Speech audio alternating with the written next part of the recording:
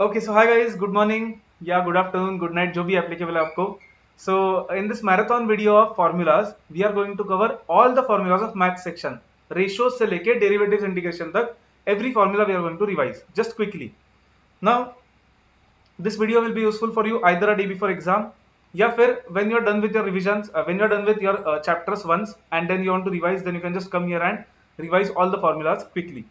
So I've created this formula notebook that you can see on the screen. So I'll fill it as we go along with the video. मैं उसमें values fill करूंगा formulas and then I'll share this in the description. तो description से आप download कर सकते हो. So let's start with first chapter, basic chapter, ratios. Also comment में एंड डिस्क्रिप्शन में टाइम स्टैम्प डाले, तो आपको किसी पर्टिकुलर चैप्टर को, if you want to go to a particular chapter, just click on it, you can go there. So let's start with ratios basics. What is a ratio? Ratio is comparison of two similar quantities, that is kgs, liters or something like that, similar quantities using division. So we write ratio as a is to b, it is read as a is to b. Ratio implies division, so this means a divided by b. In a ratio, first term is called as antecedent, whereas second term is called as consequent. This might be useful in MCQ theory type questions. Next, if a question says that something increased in a ratio, for example, original value or original salary was 500 and it increased in the ratio of 5:9, then how do we find new value? 500 was the old value. Now see, it has increased in the ratio of 5:9, that means this must be old value and this must be new value, because earlier it was 5, now it is 9. So we'll divide by old value, we'll multiply by new value, that is 500 was 5, now it is 9. So how much will it be? 900 will be the new value. Okay. Similarly, if it is decrease in the ratio, let's say original value was 500, original salary was 500 and it decreased in the ratio 8:3. That means old value was 8, now it decreased to 3, new value, right? So how do we find new value now? Again same, 500 divided by old, that is 8, multiplied by new, that is 3. So how much are we going to get? 500 by 8 into 3, that is 500 divided by 8 multiplied by 3, that is 187.5.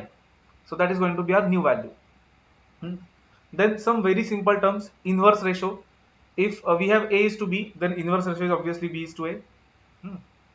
So this we are taking as base, A is to B, remember. Then compounded ratio. Compounded ratio is product of multiple ratios. Product of multiple ratios. For example, a ratio compounded of A is to B and C is to D will be A by B into C by D, that is AC upon BD. So if they say that ratio is compounded of 3-4 ratios, then just multiply all the numerators, divide by all the multiplication of all the denominators, that's it. Then duplicate ratio, if original ratio is A is to B, duplicate is its square, A square is to B square. Triplicate ratio is its cube, A cube is to B cube. Subduplicate ratio is its square root, that is root A is to root B. Then subtriplicate is its cube root, that is cube root of A is to cube root of B. Commensurable ratio, what is this? Understand? Commensurable ratio is like a rational number, that is a ratio which can be expressed as integer is to integer. Integer is to integer. What is an integer? All the numbers 0, 1, 2, 3 up to positive infinity and -1, -2 up to negative infinity. All positive and negative non-fractional numbers are called as integers. So if a ratio is like this, 5:3, it is commensurable. If a ratio is like this, 2.5 is to 3.5, still it is commensurable, because we can write it as 25:35, right? That is integer is to integer. So if a ratio can be written as integer is to integer, it is called as commensurable. Whereas if we take a ratio like this, for example, let me write the title first, incommensurable. If we take a ratio like this, root 2 is to 5. Now root 2 is not an integer. Okay, root 2 is not an integer, root 2 is an irrational number.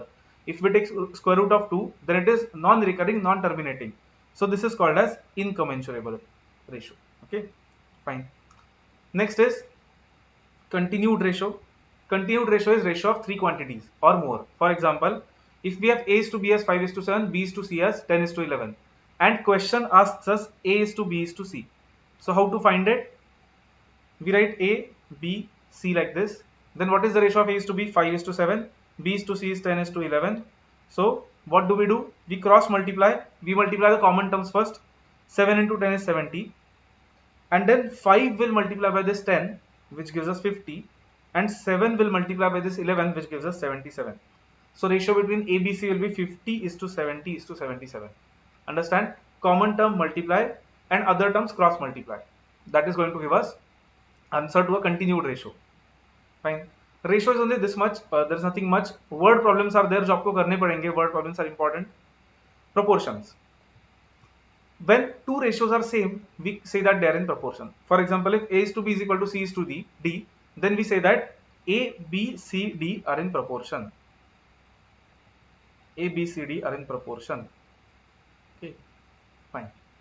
Here we call A and D, that is the extreme terms. A and D are called as extremes. Whereas B and C, that is the two middle terms, are called as means. Okay. So when four numbers are in proportion, we can say that A by B is equal to C by D. A is to B is equal to C is to D. Fine. Similarly, when three numbers are in proportion, that is A, B and C, if A, B and C are in proportion, then we can say that A is to B is equal to B is to C. Okay. That is A by B is equal to B by C. Here we can call A and C as extremes, whereas B will be called as only a single mean, right? Only one mean, which is B. Fine. Okay. Now before going to properties, when four numbers are in proportion, we can write it as A by B is equal to C by D. That is, we can cross multiply as AD is equal to BC. When three numbers are in proportion, we can write it as A by B is equal to B by C. That is, we can cross multiply it and rewrite it as AC is equal to B square, or root AC is equal to B. That is why that middle number is also geometric mean of A and C. If you know geometric mean, if you have studied it, we'll see when we go to GP chapter. So B is geometric mean of A and C. Next, some properties of proportion, which are very easy and not that relevant unless direct question is asked.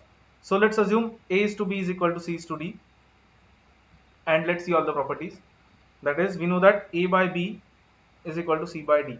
So cross product property says that AD is equal to BC, which is logical. Invert endo says that their reciprocals are also same. That is, B by A is equal to D by C, just reciprocal. Alternando says that if we interchange the means, still it remains equal. That is, if we interchange B and C, so A by C is still equal to B by D. Componendo says that if we write A plus B by B, then that is still equal to C plus D by D. That is, we are just studying numerator and denominator in the numerator.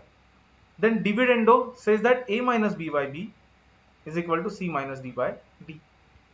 Componendo and dividendo is componendo divided by dividendo. So it says that A plus B by A minus B is also equal to C plus D by C minus D.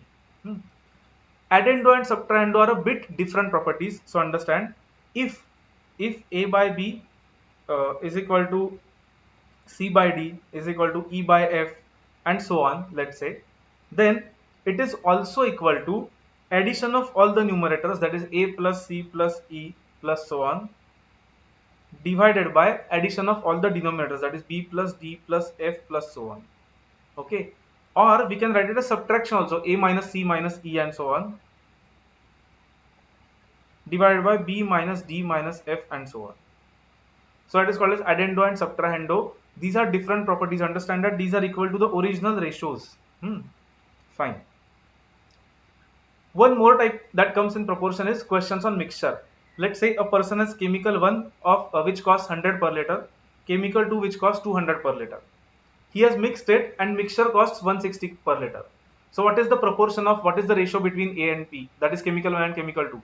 How we can determine that? Simple way is take difference between 100 and 160, which is 60, positive difference. Take difference between 200 and 160, which is 40. So the ratio of mixture of A and B, that is 1 and 2, is opposite of this 60 and 40, that is 40 is to 60, or 4 is to 6, or 2 is to 3. So 2 is to 3 is the ratio in which chemical 1 and chemical 2 has been mixed. You can use this for questions of mixture, or you can use this for questions of weighted average also, which comes in statistics. Okay. Then indices basic formulas. A raised to m into A raised to n is A raised to m plus n. Now let me put this in different boxes. A raised to m plus n. Then A raised to m upon A raised to n is A raised to m minus n. Then A raised to m bracket raised to n is what? A raised to mn, that is m into n. Anything raised to 0 is 1. However, 0 raised to 0 is not 1. 0 raised to 0 is not defined, because we cannot raise 0 by 0. That becomes 0 upon 0, which is not defined. Next, A into B bracket raised to m, that is common power can be distributed, and we can write it as A raised to m into B raised to m. A by B bracket raised to m, similarly that will become A raised to m divided by B raised to m. Then 1 raised to anything is always 1. Anything raised to 1 is same thing, that is A. Because raising by 1 means doing nothing, multiplying just one time. A raised to minus m negative power can be written as 1 by A raised to m, or simply 1 by A raised to m. That is, we can, if there is negative power, just take reciprocal of the figure and then take positive power. ठीक है. Then A का mth root, A का mth root मतलब क्या? mth root of A is A raised to 1 by m. Square root is A raised to 1 by 2. If A raised to m is equal to A raised to n, that is, if base is same, powers are same, that is m should be equal to n.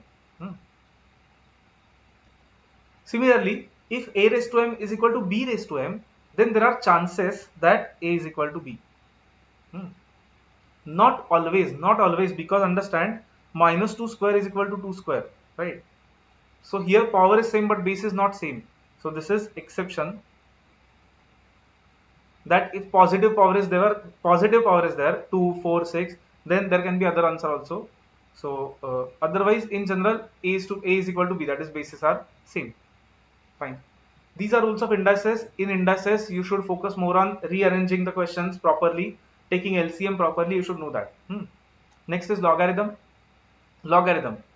First of all, log is defined as if A raised to B is equal to C, then log is B comes to one side. Okay, log is to find this B is equal to log of C to the base A. Okay, base of indices and base of logarithm is same.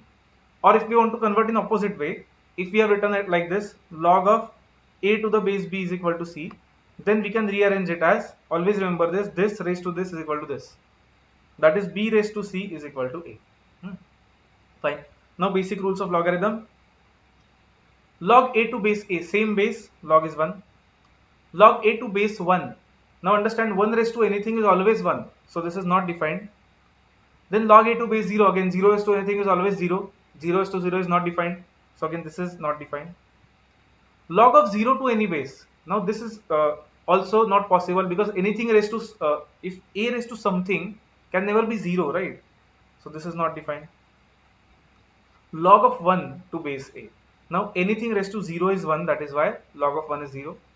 Log of negative number is again not defined, because when we raise positive number by any number, it can never become negative. Next, log A plus log B is log AB, very important property. Log A minus log B is log A by B, again important property. Now this is important. Log A plus B is nothing, there is no simplification for this. Log A minus B is also nothing. Many students get confused and write this as log AB or log A into log B, which is wrong. Then log A raised to m, this is also one of the most important properties जो बहुत बार आता है, m log A. And this is also a good one. A raised to log of B to the base A is B. Bit complicated but useful sometimes. Fine. Then just before going to change of base, common base is 10, whereas natural base is E. In chapters of calculus, derivatives, integration, base is always E. Otherwise, base, assume it as common base, that is 10. Log table is based on common base always. Okay. Next, change of base. Let's say we have log of a to the base b, and we don't want base b. Let's say we want base x. Let's say we want base x. What to do? Just write log of a upon log of b, and write any base that you want. Just it should be same. So log x, base x. Log a upon log b, you can write any same base. Log a upon log b, both to the base x. Next, if you are looking from log table, now generally log table questions will not come, but you should understand what is characteristic. Mantissa is okay, but characteristic, what is it? You should understand. So for numbers which are greater than 1, for numbers which are greater than 1, let's say 135.26, this number is greater than 1. So if you want to take log of this number, characteristic is number of digits minus 1. Number of digits mean decimal point के पहले के digits. So 3 digits before decimal point. So 3 minus 1, 2 is the characteristic. Similarly, if you want to take log of 50,000, so there are 5 digits, so characteristic will be 4. Characteristic is important. अगर ऐसा question आया, find number of digits in this particular number, then characteristics is important. Fine. For numbers less than 1, let's say we want log of 0.06. How do we find characteristic? Negative value of zeros immediately after decimal point. So immediately after decimal point is 1 0 plus 1. So that is minus 2. Minus 2 is the characteristic. Similarly, if we have log of 0.00705. So immediately after decimal point there are 2 zeros. So characteristic will be minus of 2 plus 1, that is minus 3. Okay. So I hope this part is clear. I'll share this obviously along with other chapters in the description, and let's start with next chapter, which is equations. Okay, so next chapter is equations. Equations is a pretty simple chapter divided into multiple types: linear equations, quadratic equations, cubic equations. Linear equations can be of one variable, two variables, or three variables. First is linear equation in one variable, easiest, that is only equation with x or one variable.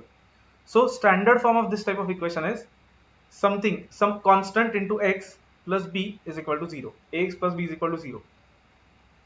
To solve this, nothing else is required to be done, just rearrange, that's it. Rearrange and you will get the answer. Linear equation in two variables, that is when we have x and y both in the equations. So standard form is ax plus by is equal to c generally. Understand, if we have two variables, then we need two equations. That is, we must have one more equation, maybe px plus qy is equal to r. Then only we can find a value for x and y which is common to both. The value which is common to both is also intersection of the equations. Why intersection? Because these are linear equations. Linear equation means equations which give a straight line when plotted on a graph. That is why they are called as linear. So intersection of the two lines of these two equations is the answer. There are multiple methods to solve. We will not discuss those here. This is just revision of formulas. So one is addition subtraction. जहाँ पे क्या करते हैं हम? We try to make either this same coefficient of x or coefficient of y same, and then we add or subtract the equations. Okay. So make coefficient of x or y same.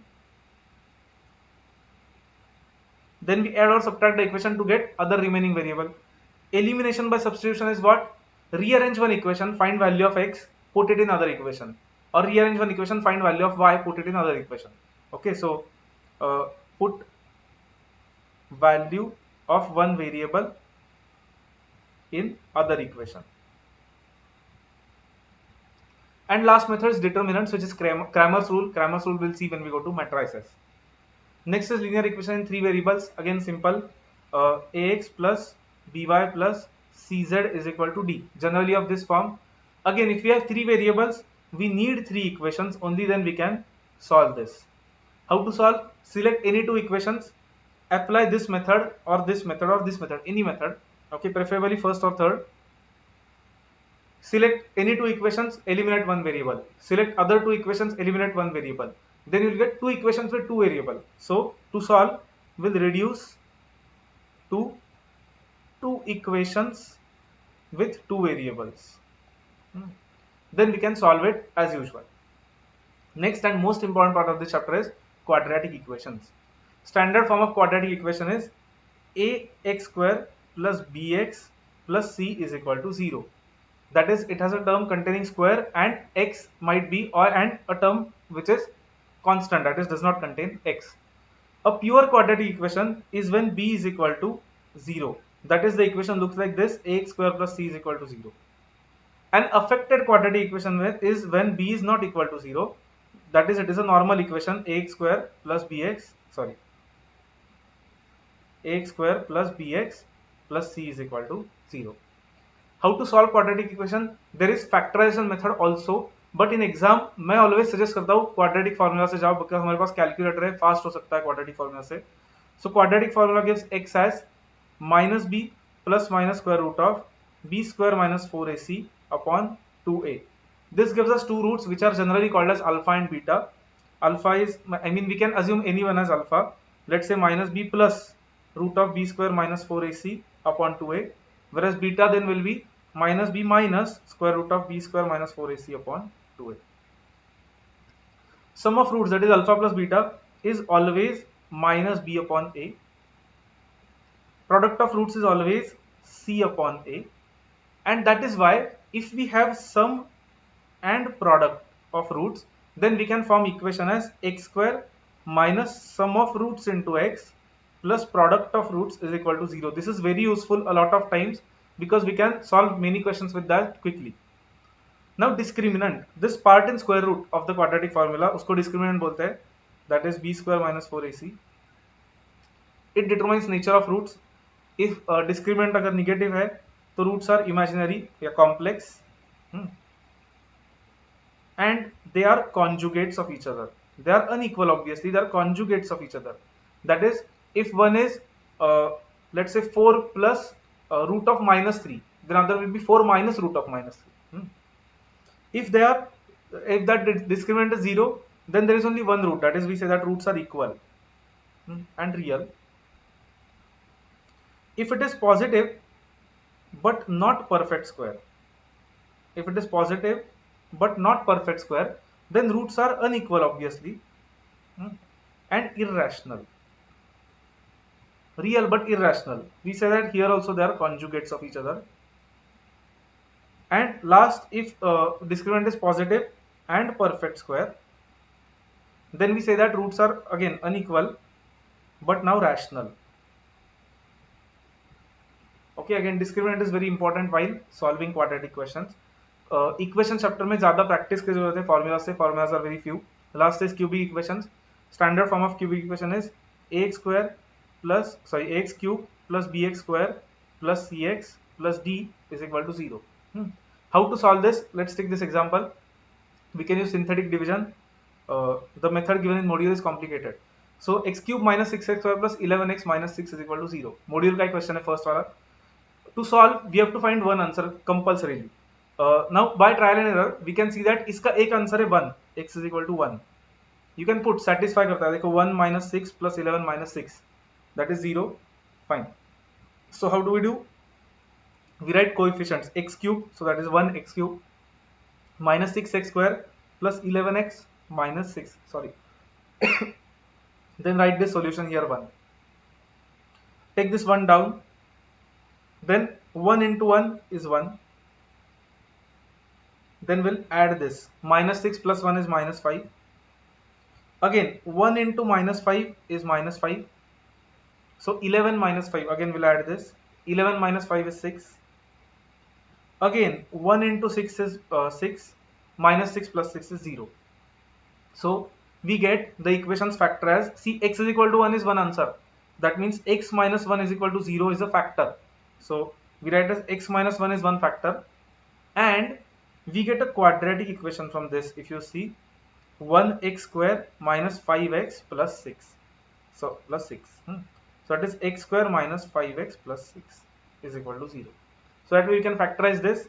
Then we can get one answer from this and two answers from this, because ये तो quadratic equation है, उसको अलग से solve कर सकते हैं हम.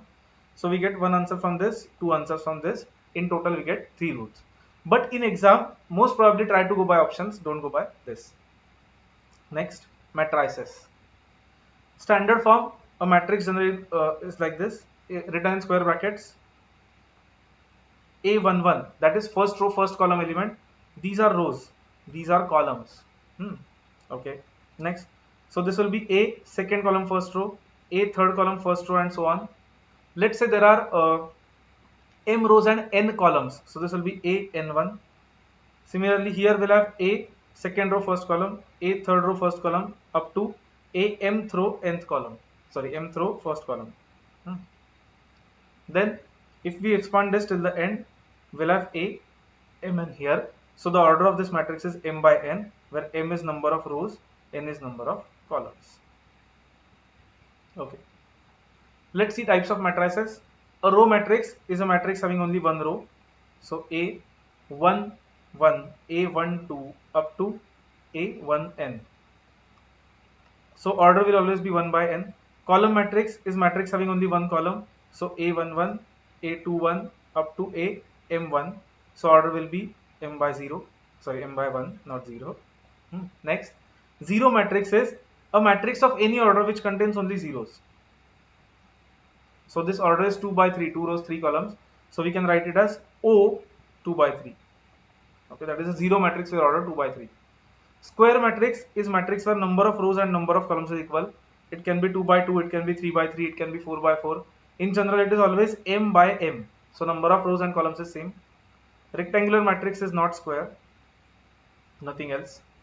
Diagonal matrix. Diagonal matrix is if in a square matrix, let's say this is a 3 by 3 square matrix. If in a square matrix, all elements except leading diagonal is this A, B, C. All elements other than this are 0. Then this is called as diagonal matrix. We can write it as DIAG, and then we'll only write A, B and C. So we can see that this is a 3 by 3 matrix where diagonal is ABC, everything else is 0. Scalar matrix. Scalar matrix is a diagonal matrix. So it is a diagonal matrix where all leading diagonal elements are same and everything else is 0 obviously. Unit matrix is a scalar matrix where all leading diagonal elements are 1 and everything else is obviously then 0. It can be of any order. Upper triangle matrix is a square matrix where, let's say we write something like this: A, B, C, D, E, F. So this forms a triangle. So upper triangle is filled, below that everything is 0. This is called as upper triangle matrix, whereas lower triangle will be opposite. So A, B, C, D, E, F, everything else is 0. Submatrix is like subset. So if we have a matrix maybe like this: A, B, C, D, E, F, and if we delete second row, then we get this. If we delete second row, we get A, D and C, F, right? If row 2 is deleted, then this matrix, let's say B, and this matrix A, then we say that B is submatrix of A. B is submatrix of A. Okay. Next is matrix addition, which is pretty simple. If we have two or more matrices with same order, let's say we have one matrix like this: A, B, C, D, E, F, then other matrix also must be like this, 2 by 3. Then only we can add or subtract them. Let's say X, Y, Z, P, Q, R, 2 by 3. So in the added matrix, all corresponding entries are added. So A plus X, B plus Y, C plus Z, D plus P, E plus Q, F plus R. That's it. Scalar multiplication, that is multiplying a matrix, let's say 5, 2, 4, 3, by a constant, let's say 4. So all entries will be multiplied. So it will be 20, 8, 16, 12. Next is matrix multiplication. This is very important, most important part of this chapter. So let's say we have one matrix. For matrix multiplication, first matrix, if it is of order m by n, second matrix must be n by p. That is, number of columns of first matrix and number of rows of second matrix must match. So let's say if we have a matrix like this: 1, 2, 3, 2, 3, 1. Let's say order is 2 by 3. So other matrix must have order of 3 by something. So let's say 3 rows and 1 column only.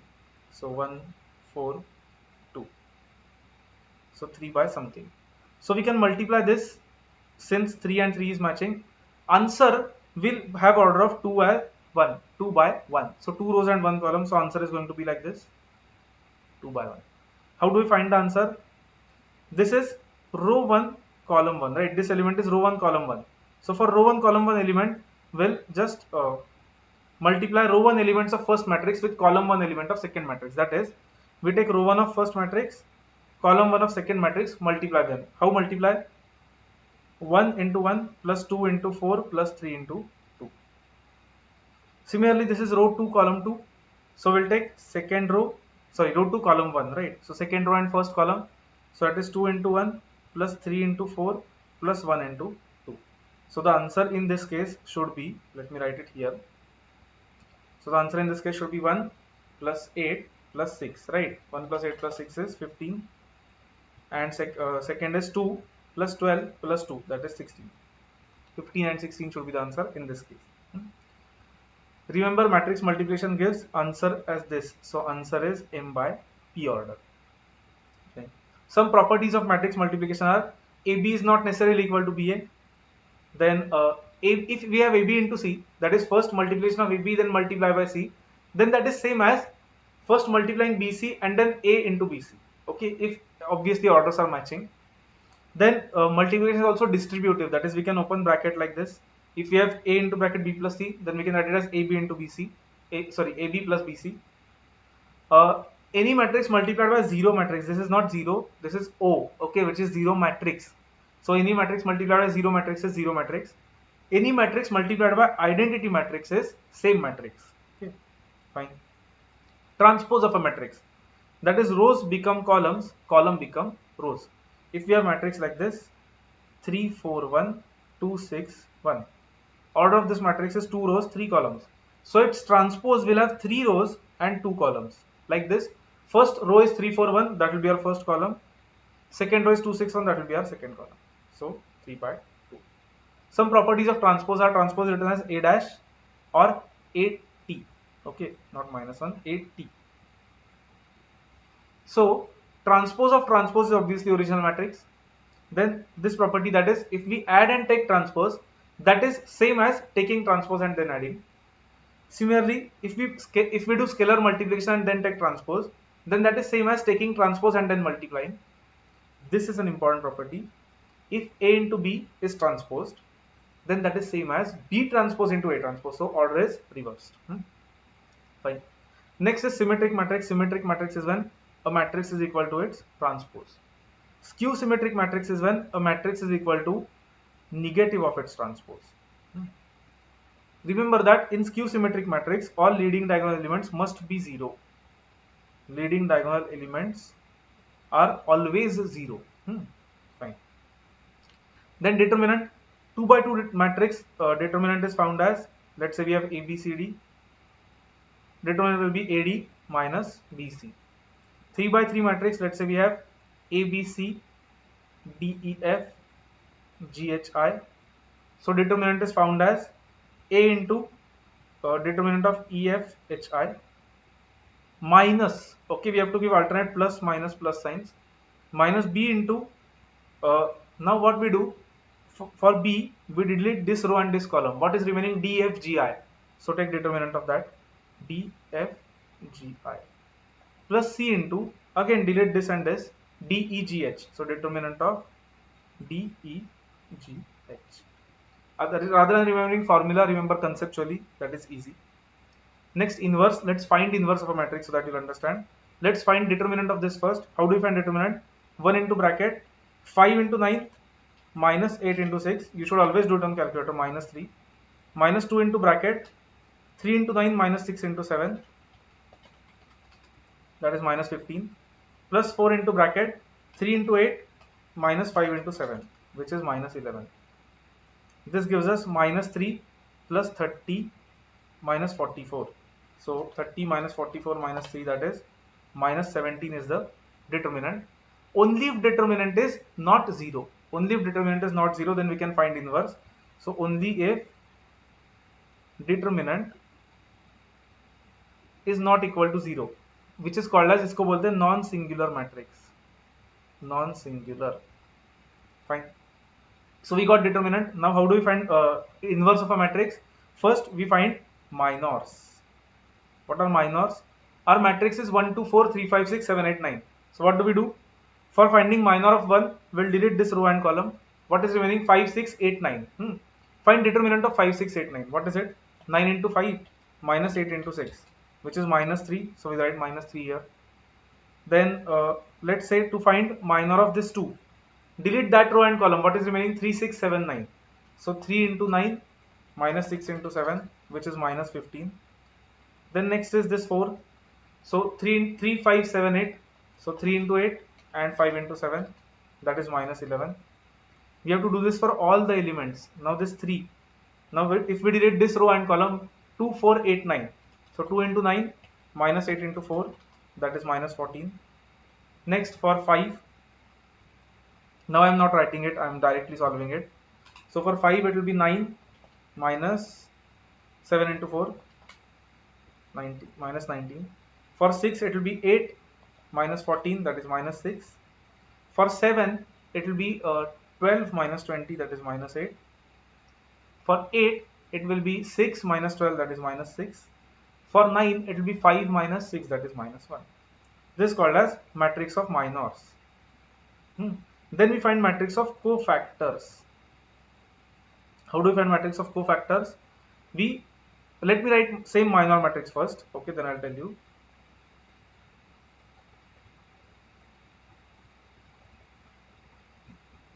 Now what we do is, for a 3 by 3 matrix, we change for these 4 elements, that is in that diamond shape, for these 4 elements we change the sign. That is, if they are positive we make them negative, if they are negative we make them positive. So it will become plus 15, plus 14, plus 6 and plus 6.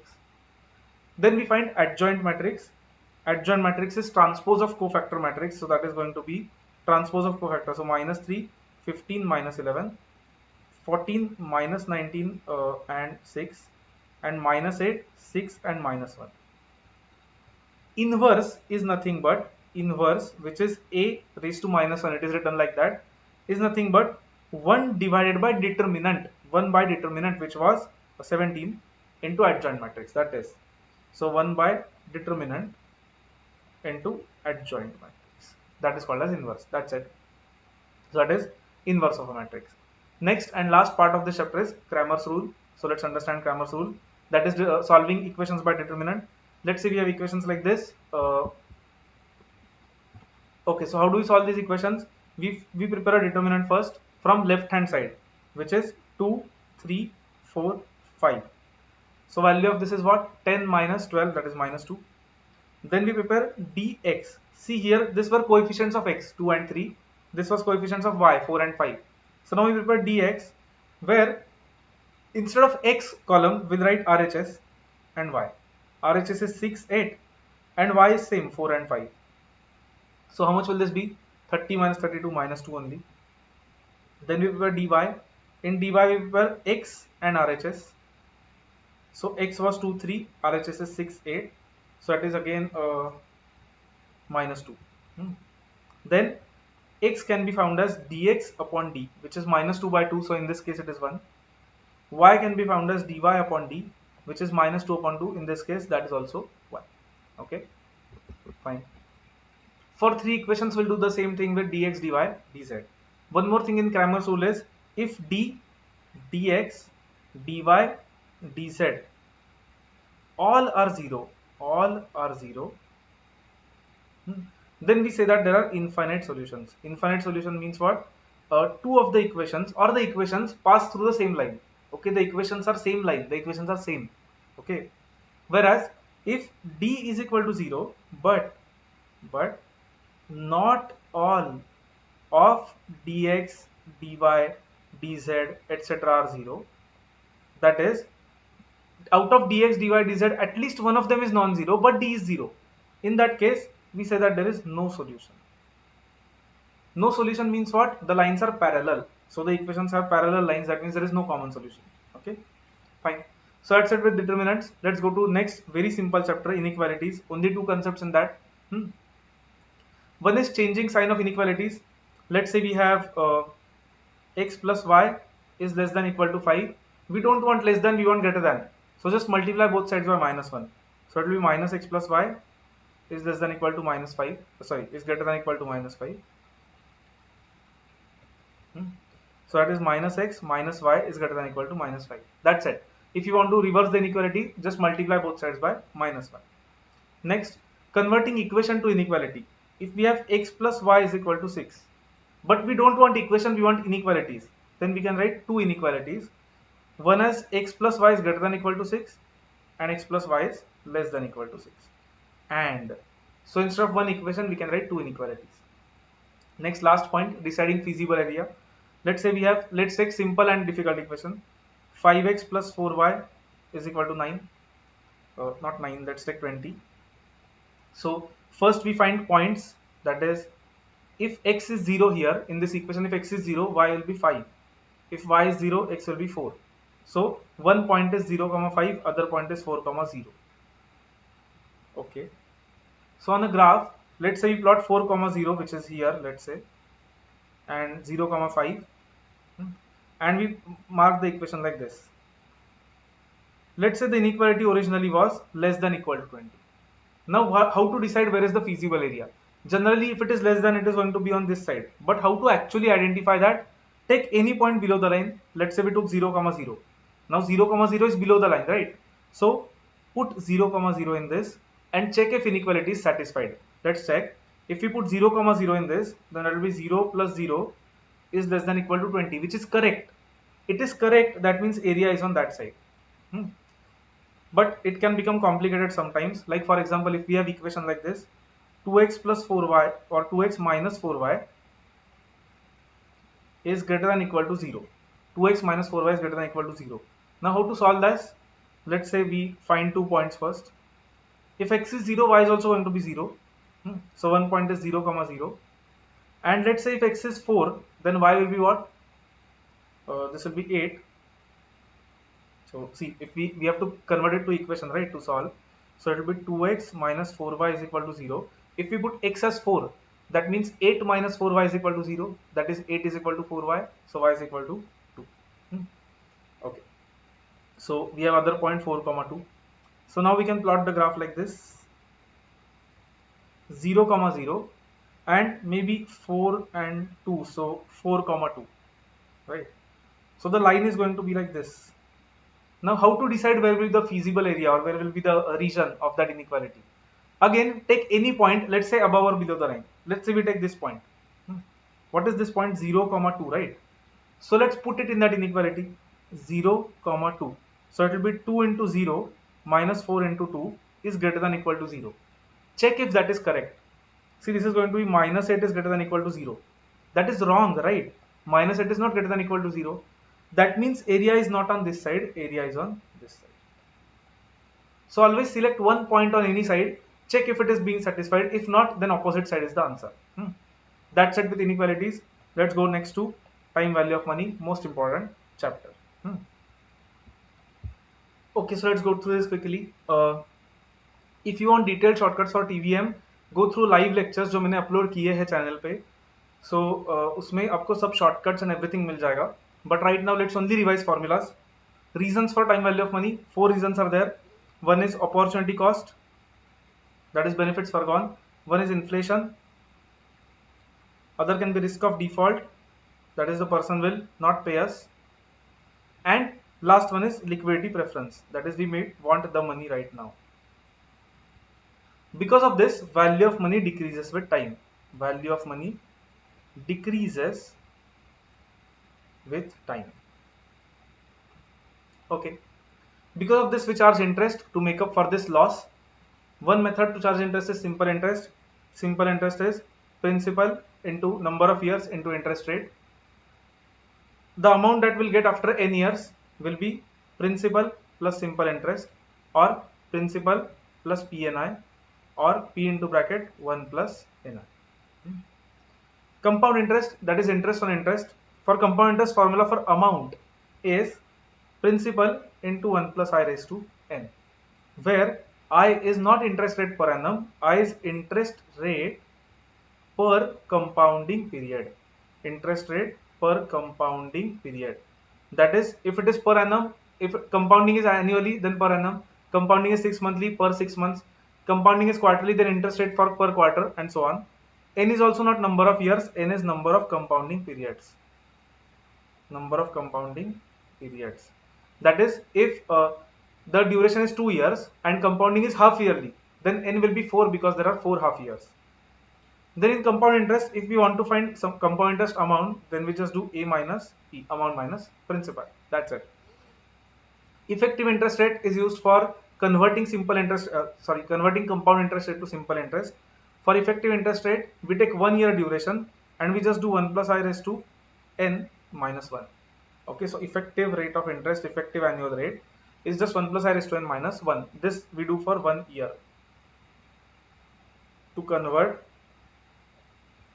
CI rate to equivalent SI rate. Next, PV and FV. If we have a single cash flow, then let's say this is year 0, this is year n. If we want to take it to future, then we have to multiply by 1 plus I raised to n. If we want to take it in present, then we have to divide by 1 plus I raised to n. This process is called as compounding. This process is called as discounting. That is why we get a relationship FV is equal to PV into 1 plus I raised to n, just like compound interest. Annuity. Annuity means having same cash flow every year or every period. Annuity can be of two types, regular or due. In annuity regular, first payment or receipt, whatever it is at end of period. In annuity due, first payment or receipt is today, that is at the beginning of the period. First period, fine. If we want to find present value of regular annuity, then we have to do, let me write it PVAR, present value of annuity regular. Then we can take annuity amount into 1 plus I raised to n minus 1 upon I into 1 plus I raised to n. Or we can use calculator shortcut. We can just take, to find this part, we can just take 1 divided by 1 plus I, then equal to n times and then GT. That's it.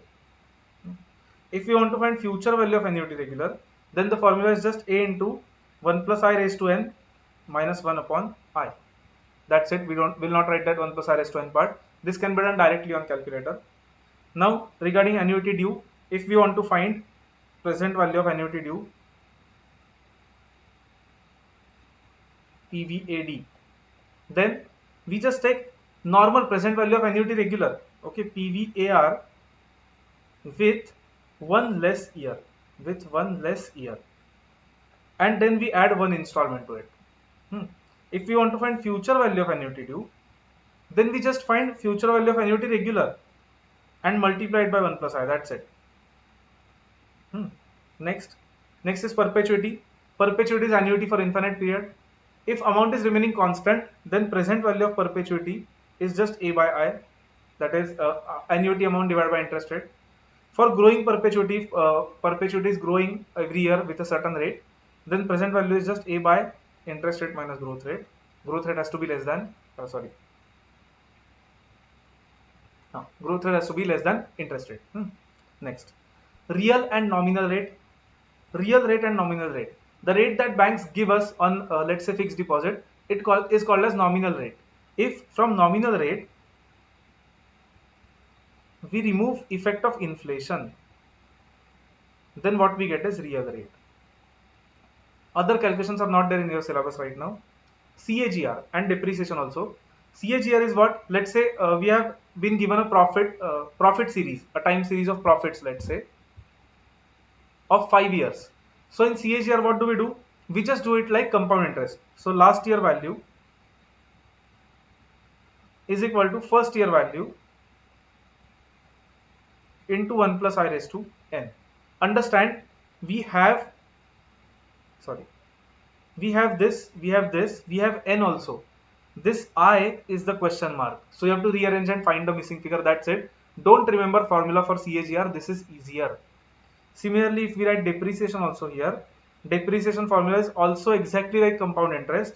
In depreciation also, amount at the end, that is salvage value, is equal to cost into, instead of 1 plus I, we write 1 minus D raised to n. Here also, if you see, we have salvage value, we have cost, we have n, then we can find D, depreciation rate. Fine. Sinking fund. If a question talks about sinking fund, always you have to use future value of annuity regular. That's it. Because sinking fund is what? Amount kept aside from profits. Amount kept aside every year to fund a big commitment. So the commitment might be purchase of some asset, commitment might be repayment of debentures or something, redemption of debentures or something like that. So a sinking fund is just a provision created, amount set aside every year to fund a big commitment. So we have always have to find future value of annuity regular if sinking fund is asked. Okay. Next, NPV. NPV is with, we are doing some investment in first year, and 1, 2, 3, 4, 5. In 5 years we are getting some returns. So to calculate NPV, what do? We take this investment and we find present value of this return by discounting. So NPV is nothing but whatever is present value of returns or inflows minus present value of investment, that is present value of outflows. That is called as NPV. For a particular project, if NPV is 0 or greater, then we accept the project. If NPV is negative, then we reject the project. Always remember, if NPV is exactly 0, then we accept the project, not reject. Fine.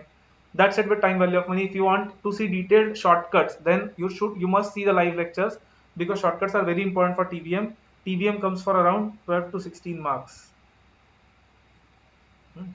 Next, permutations and combinations. Okay, again a very lengthy chapter, but let's summarize all the formulas. Rule of and implies multiplication always. So if you see, there are 2 ways to go and 3 ways to come back. 2 ways to go and 3 ways to come back from, let's say, your home to your school. Then that means there are 2 into 3, 6 ways to go and come back. To go and come back. So and is multiplication, or is always addition. So let's say you can go either by one of the 2 cycles or one of the 3 bikes. That means you have total 5 ways of going. So either cycle or bike, that means 3 plus 2, 5 ways. Okay.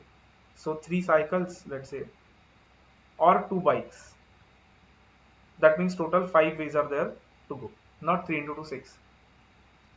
Factorial. N factorial is defined as n into n minus 1 into n minus 2 up to 3 into 2 into 1. Then 1 factorial becomes 1 and 0 factorial is written as 1 because n factorial denotes number of ways of arranging n things at n places. So number of ways of arranging 0 things at 0 places is 1 because we don't have to do anything. That is also one of the ways. So 0 factorial is treated as 1. Permutations. Permutations is arrangements where order matters. Okay. Arrangements means order matters. Formula for NPR, that is arranging n things at r places. N things at r places is written as NPR. It can be written in any of the 3 ways. That is n factorial upon n minus r factorial. But generally permutations questions don't solve by NPR formula. Solve it by drawing places. Okay, fine. NP0, that is arranging n things at 0 places, is 1. NP1, that is arranging n things at 1 place, is n. Arranging n things at n minus 1 places is n factorial. Arranging n things at n places is also n factorial. You don't need to remember this, you can solve it. Arranging n things at r places is NPR. Then arranging n things at r places when repetition is allowed. If repetition is allowed, then at every place we can arrange n things, n things, n things, n things. So the answer is just n raised to r. If n things are at r places, then n raised to r is the answer. Arranging n things at r places when n1 of them are same, n2 of them are same, n3 of them are same, then the answer is n factorial divided by n1 factorial, n2 factorial, n3 factorial, and so on. An example would be better. Let's say we have a word like classes which we have to arrange. So classes there are which we have to rearrange. There are how many letters in this? 7. So 7 factorial. But s is repeated 3 times, so we'll divide by 3 factorial. If something else is also, let's say the word is like this, classes A. So then that will be 8 factorial divided by 3 factorial because s is repeated thrice, and 2 factorial because a is repeated 2 times. Next, circular permutations arranging at round table is n minus 1 factorial. Then circular permutation when no person has same two neighbors, or circular permutations in case of necklace or bangle, that is n minus 1 factorial upon 2. So remember these cases, no person has same two neighbors, or necklace or bangle, that is n minus 1 factorial upon 2. Then sometimes the question is like total of all numbers found by rearranging digits. Let's see through example. Let's say they ask question like this: 1, 5, 8, 9. Rearrange this, so 24 numbers will be created. Find total of all the numbers. So what to do? Just add them. 1 plus 5 plus 8 plus 9. Since there are 4 numbers, multiplied by 3 factorial. Okay, so it will be 3 factorial. 6 multiplied by what is 1 plus 5 plus 8 plus 9, that is 23. So 6 into 23 is how much? 138.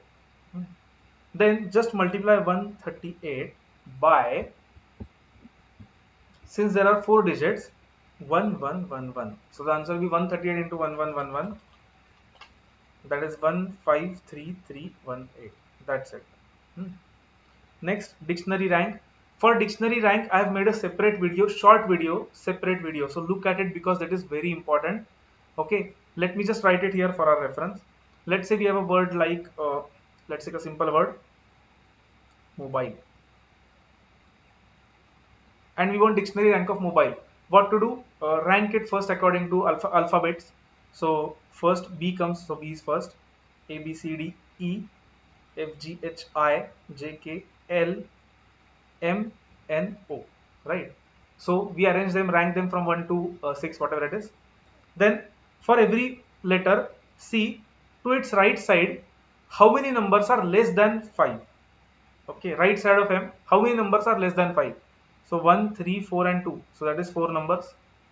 Then for this, again to the right side, how many numbers are less than 6? 4 numbers. Again to the right side, how many numbers are less than 1? 0. Again to the right side, how many numbers are less than 3? Only 1, this 2. Again to the right side, how many numbers are less than 4? 1. And how many numbers are less than 2? 0, because there is no number there. Then we write 0 factorial, 1 factorial, 2 factorial, 3 factorial, 4 factorial, 5 factorial, and multiply this and write the answer first. 4 into 5 factorial is 120 into 4, 480. Plus 4 into 4 factorial is 24 into 4, 96. Plus 3 factorial into 0 is 0. Plus 2 factorial into 1 is 2. Plus 1 plus 0. And then we also add 1 for this particular word. So 480 plus 96 plus 2 plus 1 plus 1. 580 is the answer. If you are confused in this, see the detailed video. It is also short on my channel. The link is given in the description. Next is number of ways to arrange n things so that two particular things are never together. You can do this by logic, but if you want formula, it is n minus 2 into n minus 1 factorial, but go by logic preferably. Combinations. Combinations is selection where order does not matter.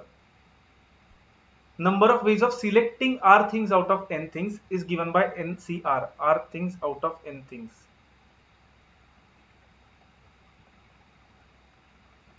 NCR is n factorial upon r factorial into n minus r factorial, which is also NPR divided by r factorial.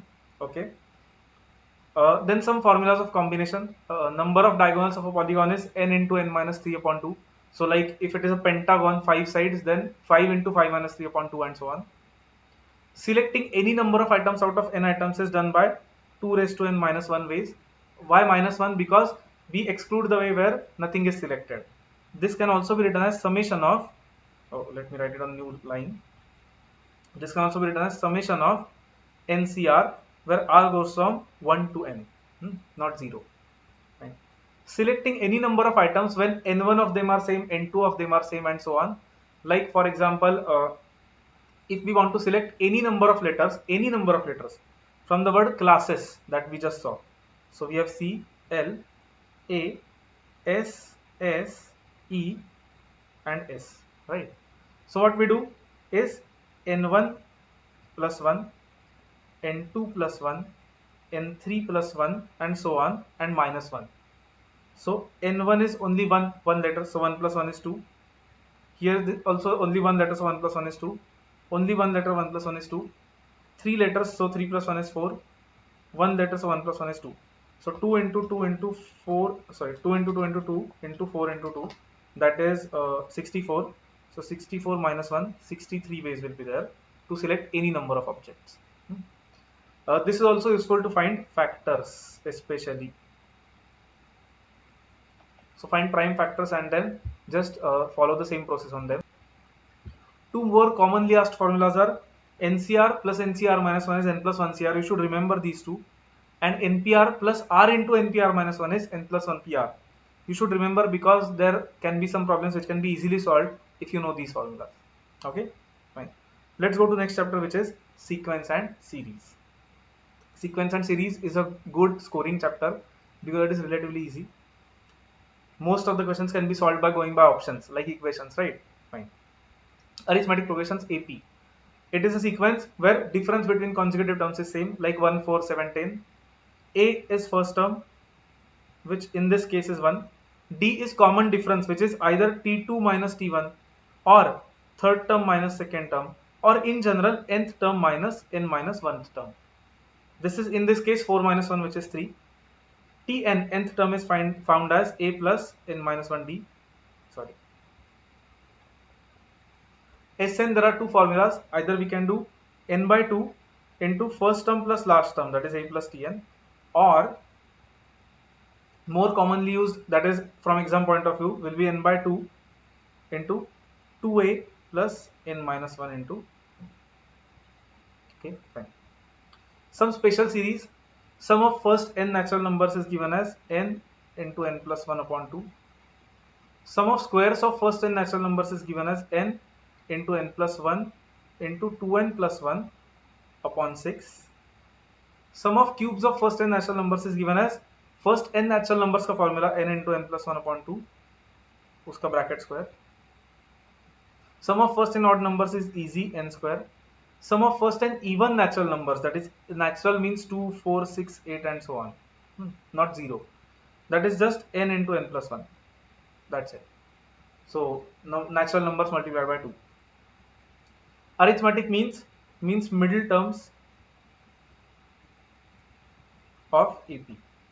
If a question says insert 4 arithmetic means between, let's say, x and y, then how do we solve it? X 1, 2, 3, 4, y. Then you will take x as first term, y as 1, 2, 3, 4, 5, sixth term, T6. Then use T6 formula, put A and then get the answer. This will be T2, T3, T4 and T5. So you can get those answers, or you can go by options if possible. Geometric progression is when the ratio of consecutive terms is same. So first term is again called as A, which in this case is 2. R is common ratio, which is either second term by first term, or third term by second term, or fourth term by third term, or in general nth term by n minus 1th term. So in this case it will be 6 by 2, which is 3.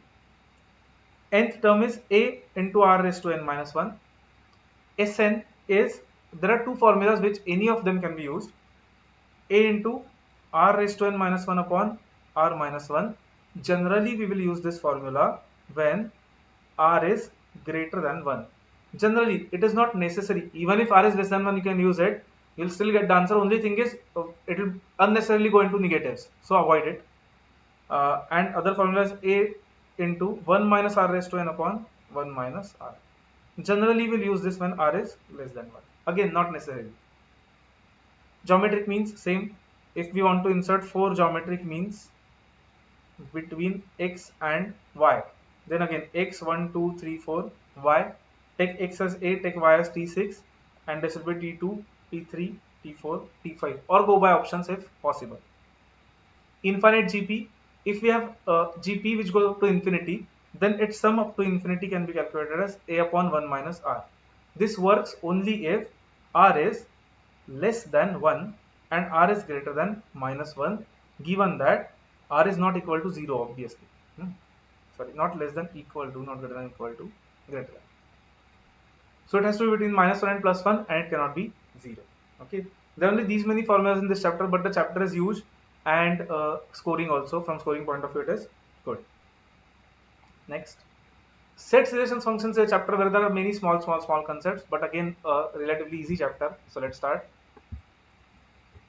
So a set is a collection of objects, numbers, letters, anything, collection of objects. Important thing is order does not matter in set. Order doesn't matter, and repetition is meaningless. Repetition does not matter. Repetition has no meaning. So if we write 1 2 times in set, then that has no meaning. That is just like writing it one time. Set can be written either in list form or roster form, where we write it in brace brackets and list it A, B, C, dot dot dot. Or it can be written in set builder form like this, X, such that X is an alphabet. So it will be A, B, C up to Z, right? Then there are some signs which are specifically related to this chapter. Belongs to. If we have set A, sets are generally denoted by capital letters. Let's add it here. Generally denoted by capital letter. If we have set A, which is equal to, let's say, X, Y, Z, then X, Y, Z are elements of A. And then we say that X belongs to A, because X is in A. So it means X is in A. That's it. Subset. Let's say we have A is equal to 1, 2, 3, 4, and let's say we have B is equal to 2, 4. That means B is a part of A, because 2, 4 are there in A, right? So we write it as B is subset of A. A sign like C, extended C. Number of subsets of a set is 2 raised to n. Number of proper subsets of a set is 2 raised to n minus 1, excluding the set itself. Okay. In proper subsets, we don't include the set itself. Empty set is a set not containing anything, that is opened and closed bracket, or phi, or it is also written as null set or void set. Okay. Remember that if we write like this, then this is not empty set. Singleton set is a set containing only one element. Cardinal number of a set, let's say set A contains X, Y, Z. That means it contains 3 elements. So we say cardinal number of A, that is n of A, is 3. Next, equivalent sets. If n of A is equal to n of B, then they are equivalent. Their elements might be different. A ऐसा हो सकता है X, Y, Z, B में हो सकता है P, Q, R, but they are equivalent because their cardinal number is same. Union of two sets is elements which are in set A or set B. That is, if we draw a Venn diagram, union looks like this.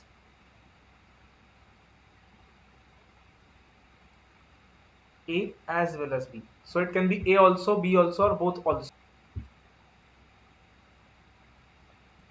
Then intersection is only common elements, that is elements which are in A and B. So if we draw a Venn diagram, an intersection looks like this. Only common elements A and B. Now this is the most important thing I am telling regarding permutations, sets and probability, that you should make this table somewhere in your book. And implies multiplication and intersection, or implies addition and union. Okay, this is very important from probability, permutations and sets point of view. Okay, next, formula for n of A union B is n of A plus n of B minus n of A intersection B, or you can go by Venn diagrams logic also. You can see the additional question bank videos which I have uploaded on my on the channel. यही channel पे है additional question bank sets का, उसमें कुछ doubts है तो. n of A union B union C is n of A plus n of B plus n of C. Then minus individual intersection, n of A intersection B minus n of A intersection C minus n of B intersection C, and then add common intersection, that is n of A intersection B intersection C. Okay. De Morgan's law, De Morgan's law says that A union B bracket complement. Now what is complement? Complement is a set which complement set of A is a set which contains all elements which are not in A. So let's write complement here first. Complementary set. A dash means not A. That means the जो ऐसे element जो A में है, A में नहीं है लेकिन universal set में है. So if you want to draw a Venn diagram, if this is A, then this will be A dash. So De Morgan's law says that A union B bracket dash is A dash intersection B dash, or A intersection B bracket dash is A dash union B dash. Opposite. Let's go to relations. Product set is a set of A into B. Let's say set A is AB, set B is X, Y, Z. So product set A into B contains all the ordered pairs of A to B, that is AX, AY, AZ, and BX, BY, BZ. These are called as ordered pairs. The order of them is important. B into A will be different, A into B will be different. Okay. Now a relation is any subset of product set. A relation defined from A to B is any subset of product set. There are three types of relation. A reflexive relation is if something is related to itself. A is related to A. For example, is equal to is a reflexive relation because A is equal to A, right? Greater than is not a reflexive relation because A is not greater than A. Symmetric relation means if A is related to B, then B is related to A. Again, equal to is a symmetric relation because if A is equal to B, then B is equal to A. But greater than is not a symmetric relation because if A is greater than B, then B is not greater than A. Transitive relation is if A is related to B and B is related to C, then A is related to C. For example, again, equal to is a transitive relation because if A is equal to B, B is equal to C, then A is also equal to C. Greater than is also transitive relation because if A is greater than B, B is greater than C, then A is obviously greater than C. Okay. Next is a function. Function is a relation where first element of pairs is not repeated. Okay, fine. So a function can be of multiple types. One, that is for every domain. For every element in domain, there is only one element in range. Domain can also be called as input. Range can also be called as output. This can also be called as X, and or in our terms, if we have A into B as product set, then this was nothing but A and this was nothing but B. Okay, or if this is called as X, then this is called as f of X, function of X. That is, this is a rule f which applies on X so that X becomes f of X. Okay, so 1, 2, 3 has some different ranges. Also we can call this as image if we call this as pre-image. There are multiple terms: range, domain, codomain, output, input, image, pre-image. You should know those so that question आने पर confuse नहीं होना चाहिए कि मतलब क्या है उसका. Onto function. Onto function is when in a function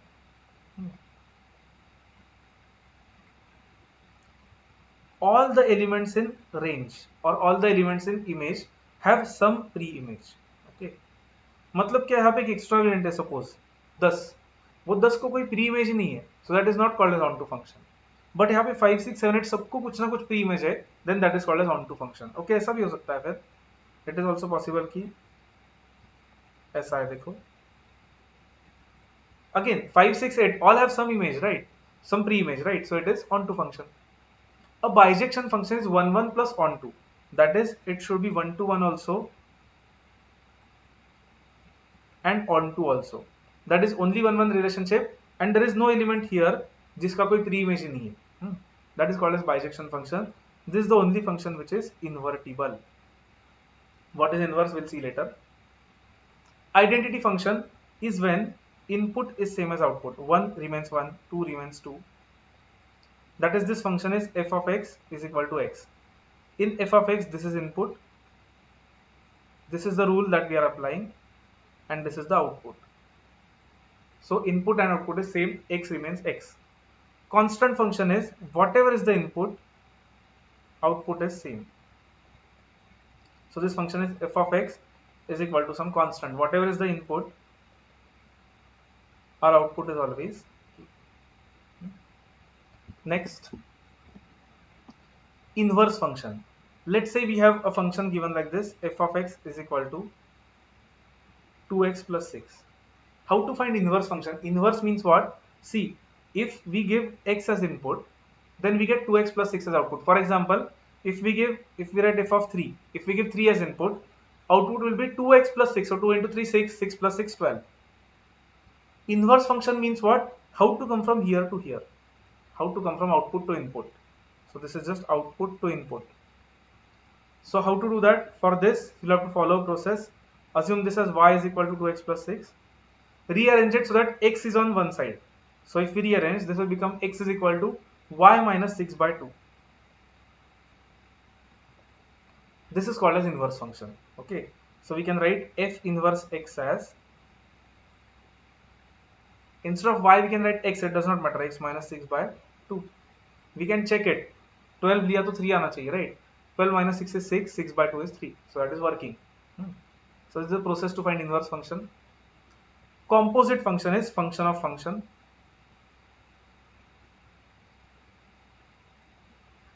That is f of g of x or f o g x. For example, let's say we have f of x is equal to x square, g of x is equal to root of x plus 2, and we want to find, let's say यहाँ पे लिखता हूँ, let's say we want to find f of g of x, that is f o g x. How to do this? See, we know that f of x is x square. F of x is x square. That means f of 5 will be 5 square. F of 8 will be 8 square. F of z will be z square. So f of g of x will be g of x square. That's it. So g of x square is root x plus 2 bracket square, which is nothing but x plus 2. That's it. Similarly, if we want to find g of f of x, again think like this, or g of x, g of x. Again think like this. G of x is root x plus 2. G of 5 is root 5 plus 2. G of z is root z plus 2. So g of f of x is root f of x plus 2. That's it. Root of fx plus 2. So which is root of x square plus 2. Fine. That is composite function. Last two chapters are derivatives and integration. That is actually one chapter. So in differentiation from first principles, that is if we have f of x, then we can find f dash x by doing limit h tends to 0, f of x plus h minus f of x divided by h. But don't worry, this will you will never have to solve by this method. Let's see standard results directly. If we have f of x, derivative is called as f dash x. If we have y, derivative is called as dy by dx, derivative with respect to x. Derivative of x raised to n is n into x raised to n minus 1. Derivative of x is thus 1 using same rule. Derivative of root x using same rule, it is 1 by 2 root x, but remember it because it comes in a lot of places. Sorry, 1 by 2 root x. So you can use the same rule, but remember it. Derivative of k, constant, is 0. Derivative of log x is 1 by x. Derivative of e raised to x is e raised to x. Derivative of a raised to x is a raised to x log a. Derivative of u plus v, that is one function plus other function, is just u dash plus minus v dash. That is, if we have x plus log x, then take derivative of them separately. X derivative is 1, log x derivative is 1 by x. So 1 plus 1 by x. If we have one function into other function uv, then derivative is u v dash plus v u dash. If we have u by v, then derivative is v u dash minus u v dash upon v square. If we have constant into function, constant remains as it is, function का derivative लेना है u dash. Chain rule. Chain rule means what? Let's take it to an example. Let's say we have to find derivative of log of, oh, no, not log, let's take it like this first, root of log x. So don't go by that formal definition, go by logic.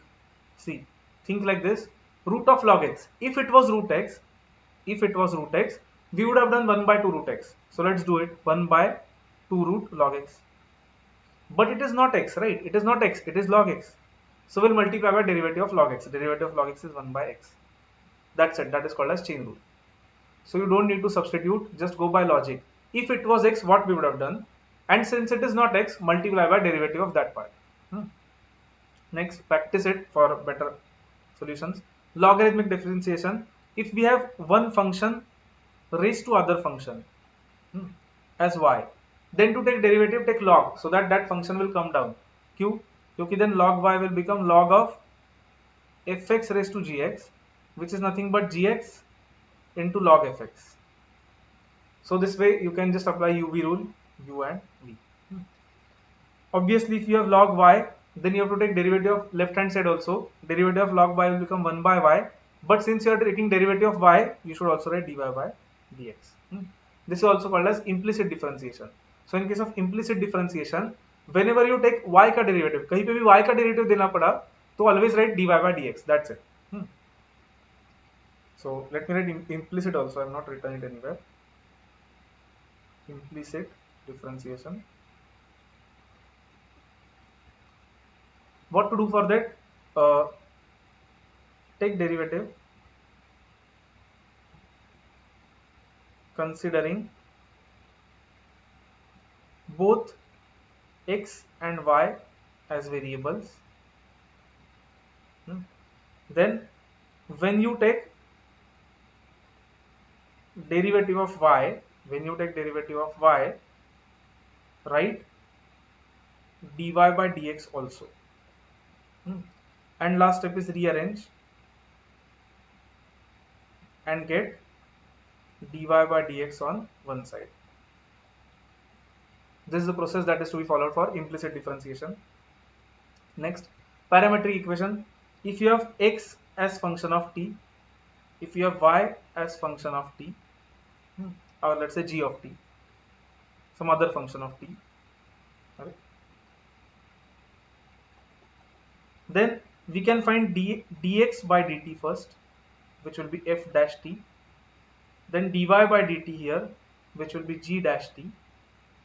And then if we want dy by dx, then that is nothing but dy by dt upon dx by dt, that is g dash t upon f dash t. So divide the derivatives, that's it.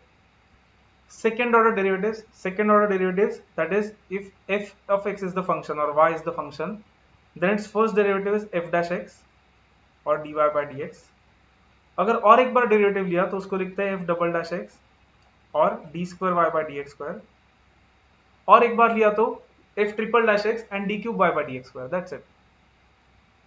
Gradient or slope means nothing but derivative. So from exam point of view, remember this. If gradient of an equation is asked, gradient of an equation or slope of an equation, that means derivative. Just take derivative, that's it. Minima, maxima. Let's say we have to find minimum point or maximum point of a curve. So what are the steps to be followed? You must know this, only then you'll be able to understand this. अगर exam के मतलब last day before exam देख रहे हो और ये पता नहीं तो छोड़ दो अभी, because this is not the time to do it, so it is okay. For minima and maxima, what to do? Take derivative, first step. Then set derivative equal to 0. Then find x values. Then take second derivative.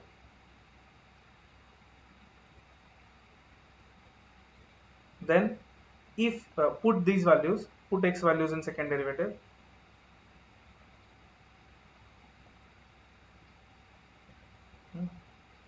if second derivative derivative is less than 0, x value is maxima, that is maximum value of the function.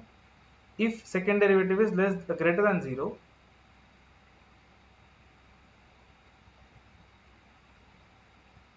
then x value is minima. This is something that you should know. ठीक है, अब exam के पहले दिन देख रहे हो, नहीं पता तो छोड़ दो अभी, दैट इज ओके. रेयरली का क्वेश्चन आएगा, बट आया तो this is good for scoring easy. Next, cost, revenue, profit. This you have already learnt in economics. Total cost function can be written as Cx. Let me write it here. If total cost function is written as Cx, C of x, then average cost function will be C of x upon x per unit. And marginal cost function will be C dash x, that is derivative of total cost. Similarly, if total revenue function is written as R of x, then average revenue will be R of x upon x, and marginal revenue will be R dash x. Then profit, total profit function, if it is written as profit P of x, or revenue minus cost Rx minus Cx, then average profit will be Px upon x, or this upon x, and marginal profit will be P dash x, or R dash x minus C dash x, that is marginal revenue minus marginal cost. That is why profit is maximum when marginal revenue is equal to marginal cost, that is easy होता है, तभी economics में सीखा है आपने. Last point एकदम rarely आया तो मॉड्यूल में, there is no question on this. Propensity to save and consume, that is tendency to save and consume. So if you are given propensity to save, let's say function of income, so savings as a function of income diya hai, then let's say this is propensity, that is tendency to save. Then you can find marginal propensity to save as S dash y. So the only thing that you should remember is marginal means derivative of total, that's it. Similarly, if you are given propensity to consume, total propensity to consume, let's say consumption function of y, then marginal propensity to consume will be just C dash y. So only thing to remember is that marginal is derivative of total, that's it. Fine. Last chapter, integration, जिसके सबको डर लगता है. Let's go through it quickly. Some standard results. The integration is opposite of derivatives. Integration of x raised to n is x raised to n plus 1 by n plus 1 plus c, only if n is not equal to minus 1. If n is equal to minus 1, then x raised to minus 1 is log x plus c. Integration of 1 using the same rule above, integration of 1 is x plus c. Integration of e raised to x is e raised to x plus c. Integration of e raised to ax is e raised to ax upon a plus c. Integration of a raised to x is a raised to x upon log a plus c. Integration of a raised to bx is a raised to bx upon b log a plus c. You can use substitution also, that is fine. Integration of something plus something is just integration of u dx plus integration of v dx. So we can separate it just like derivatives. If there is a constant, we can take it outside. Fine. Now these are some standard results जो मैं बोल के आपको कुछ नहीं फायदा होने वाला है, आपको याद रखने पड़ेंगे. Integration of 1 by x square minus a square, integration of 1 by a square minus x square. So just go through this in the formula book, वो डाउनलोड करके, एंड याद रखो जितने हो सके. ऑब्वियसली एक डायरेक्ट क्वेश्चन आया तो मार्क मिलेगा, अगर नहीं इतने एफर्ट्स लेने तो फॉरगेट अबाउट इट. एक आधा क्वेश्चन आएगा यू क्या आया तो, बट थोड़े से एफर्ट्स लिया और आया क्वेश्चन तो 1 मार्क मिल जाएगा. ठीक है. Next, these two are very important. If we ever have f dash x upon f of x, that is numerator is derivative of denominator, then answer of integration is always log of denominator, that's it, log of denominator plus c. If we have e raised to x and then in bracket function plus derivative, then answer is only e raised to x into function plus c, e raised to x f of x plus c. Integration of log x is x log x minus x plus c. You can find this using integration by parts also, but this is easier. substitution or change of variable. Now from formula notebook point of view, let me write an example so that this will be easier to understand. Let's say we have to find the integration of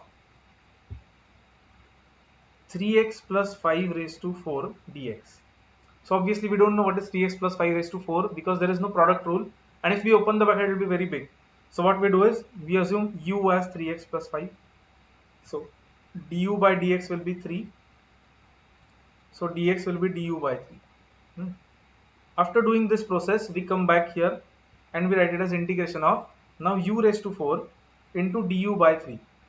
So that 3 we can take outside, so 1 by 3 into integration of u raised to 4 du. अब वो u वाला question हो गया.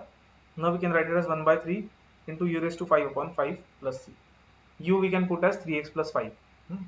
So whenever we have one, it seems, see, in integration, this should always be your last option. If nothing works, go to substitution and try. If nothing works, go to substitution and try.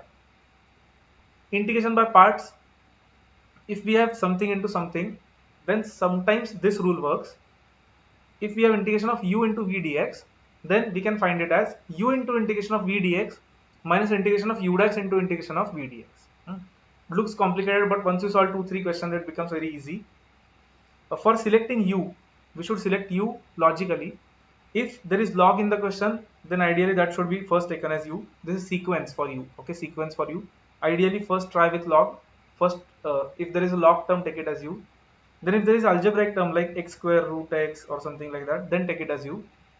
Or if both of them are not there, then if there is e raised to x or a raised to x term, exponential term, then take it as u. So you should give priority to log, then algebraic function, then exponential function. Trigonometry is not applicable to us anyway. Partial fraction, there are 3 methods of partial fraction. There is no use explaining it right now, but just go through it. So there are 3 common methods. Obviously not only these 3 are there, but these 3 are the common methods जो use करके आप partial fraction solve कर सकते हो. So linear and denominator में 2 linear, or linear and 3 linear, or quadratic and denominator में linear and quadratic.